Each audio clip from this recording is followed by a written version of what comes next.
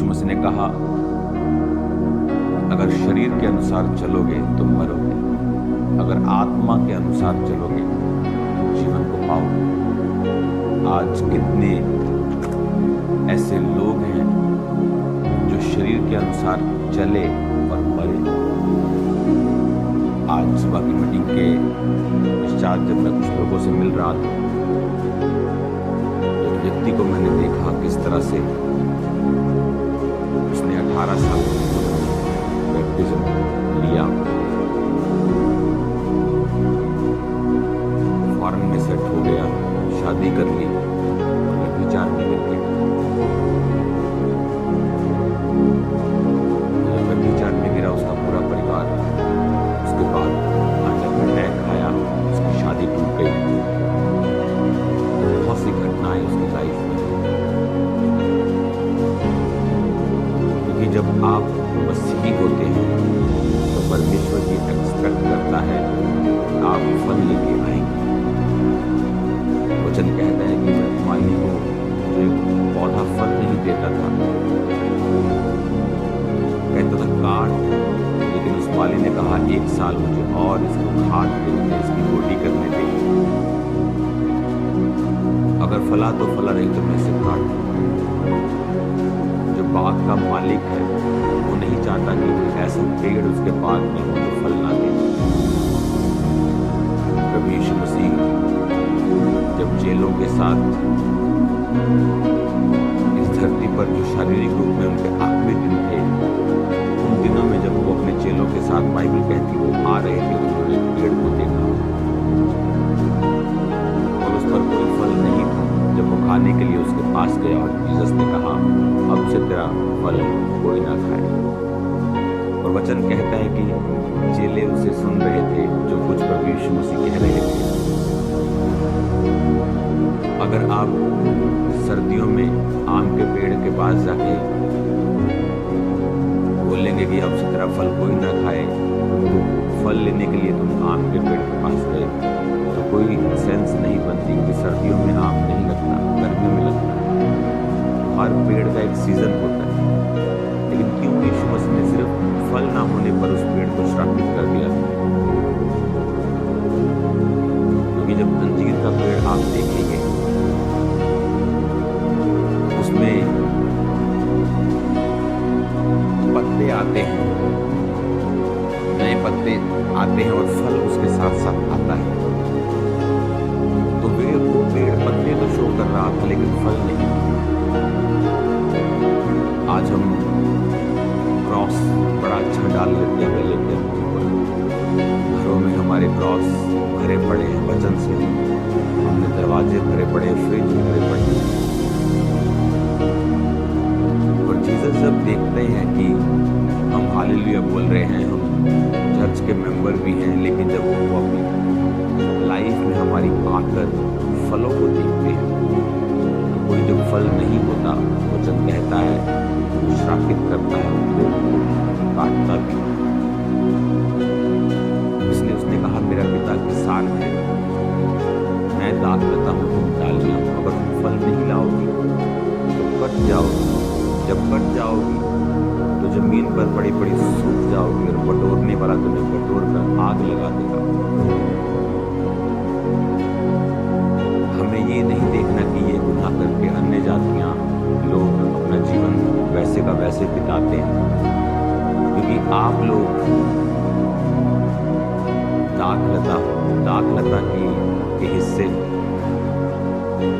आम का पेड़ सूख जाएगा तो उसका फर्नीचर बना देंगे, लेकिन बाइबल कहती है जब दाखलता सूखती है तो किसी काम की नहीं, लेकिन अगर वो नहीं सूखती, उसमें फल आता है, तो वो बड़े काम की है।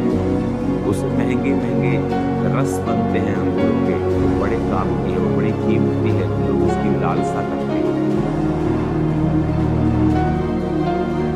परमेश्वर ने कहा, इस प्रकार तुम फल लेके आओ और तुम्हारा फल बना रहे। तुमने मुझे नहीं चुना, परमेश्वर ने कहा, तुमने मुझे नहीं चुना, मैंने तुम्हें चुना और ठहराया कि तुम फल लेके आओ।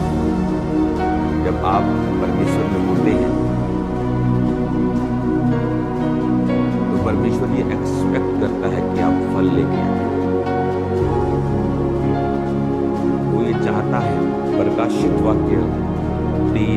उसकी 20 आयत को हम पढ़ेंगे।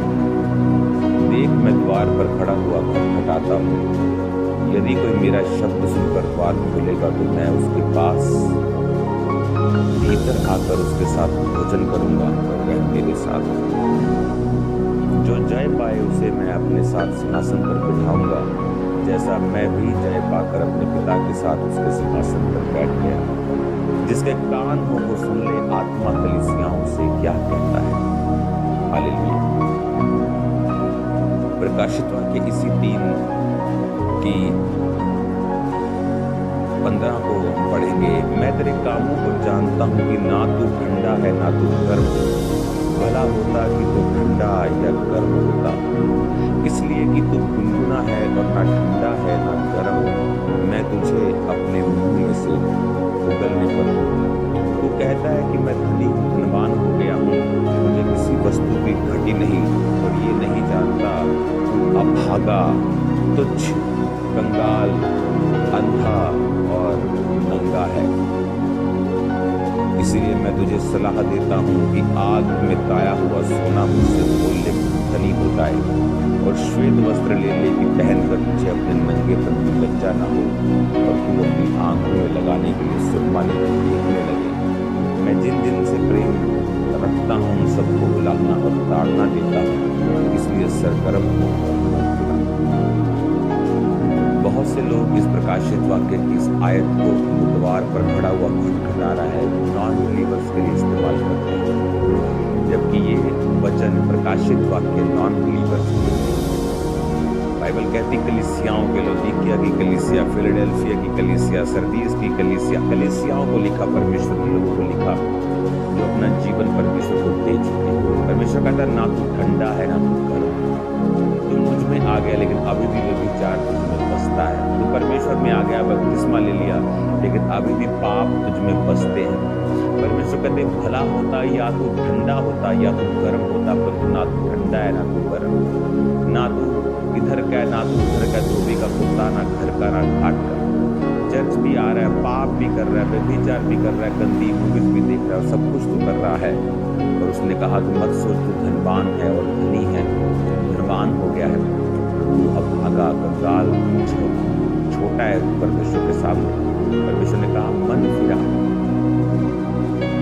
मन फिरा, अपनी आंखों को खोल, वचन के साथ देख, पढ़ इसे। और परमेश्वर ने कहा मैं जिन जिन से प्रेम करता हूं उनको बुलाना और ताड़ना देता हूं। प्रभु चाहता है कि मन फिराए, कहता मैं तेरे दिल के द्वार पर खड़ा हुआ खटखटाता हूं। अभी भी वो तुझे बुला रहा है कि तू कंप्लीटली तौबा करे और परमेश्वर के पीछे चले, क्योंकि परमेश्वर नहीं चाहता कि उसका लगाया हुआ बुद्धा नाश हो या वो फल ना दे। इसलिए परमेश्वर ने उस अंजीर के पेड़ को श्रापित किया। पत्ते तो दिखा रहा था, तो पत्ते क्यों दिखा रहा है अगर वो फल नहीं देना? या तो पत्ते ही ना होते कि दूर से बंदा देखता है कि पत्ते ही नहीं है, कि फल नहीं आ रहा, पर वो पत्ते थे लेकिन फल नहीं थे। अंजीर के पेड़ की खासियत है जब पत्ते आते फल आता है। परमेश्वर ने कहा आपसे तेरा फल कोई ना खाए। और जब सुबह अगर श्राप दिया तो सिर्फ शाम तक, या शाम को दिया तो सिर्फ अगली सुबह तक, 12-15 घंटे से ज्यादा नहीं हुए, और 24 घंटे भी हुए होंगे तो भी 24 घंटे में जब पेड़ को दोबारा देख रहे थे चेले तो वो सूख चुका था जड़ तक। तो वो हैरान थे कि परमेश्वर ने ऐसा क्यों किया। जब उनको समझ आया तो मालूम पड़ा कि परमेश्वर चाहता है हम फल लाएं, वो नहीं चाहता हम धोखा दें। वो क्रॉस अच्छी बात अगर आपके गले में है, मेरे भी गले में होता है कभी, लेकिन हृदय पर वो छपा होना चाहिए, मन में उसकी सूरत होनी चाहिए, विजन में छपा होना चाहिए। उसका मतलब क्या हमें ये मालूम होना चाहिए, हमें ये मालूम होना चाहिए कि उसने कहा तूने मुझे नहीं चुना, मैंने तुझे चुना और ठहराया, फल लेके आए और तेरा फल बना दिया। हालेलुया। घोषणाओं को करने से पहले जो आप अगले 2 संडे करेंगे, आपको परमेश्वर के साथ एक मन होना पड़ेगा। अगर आप परमेश्वर के साथ एक मन नहीं है, आप तौबा के हालत में नहीं है, आप प्रभु के साथ मेल मिलाप की हालत में नहीं है, फिर वो जादू या टोना या टोटका थोड़ी है जो आप घोषणाएं करेंगे तो परमेश्वर सब काम कर देगा। ऐसे तो आप में और बाकी लोगों में क्या फर्क रहेगा? वो भी अपने चरित्र की परवाह किए बिना बोलते हैं, इसको मैं 10,000 बार पढ़ूंगा तो मेरा सब कुछ ठीक हो जाएगा। हमारा परमेश्वर जीवित परमेश्वर है। वो पाप से नफरत करता है, पापी से प्यार करता है। वो चाहता है कि पापी अपने पाप को त्याग कर परमेश्वर के पीछे चले। जो ऑलरेडी पाप छोड़ चुके हैं, परमेश्वर को कबूल कर चुके हैं, वो चाहता है कि वो आत्मा के अनुसार चले ताकि जीवन की लाइफ हो। वो भाई जब शरीर के अनुसार जब सब कुछ खराब कर बैठा, आज फिर तौबा करके गया तो उसको खुद से बनाने वाला है। तो परमेश्वर ये चाहता है कि आप शरीर के अनुसार नहीं, आत्मा के अनुसार चले। शरीर के अनुसार चलोगे तो लिखा मरोगे। वो कुछ देर के लिए आपको आनंद दे सकता है, लेकिन उसका फल बुरा है, उसका फल कड़वा है और बहुत भयानक है। हालेलुया।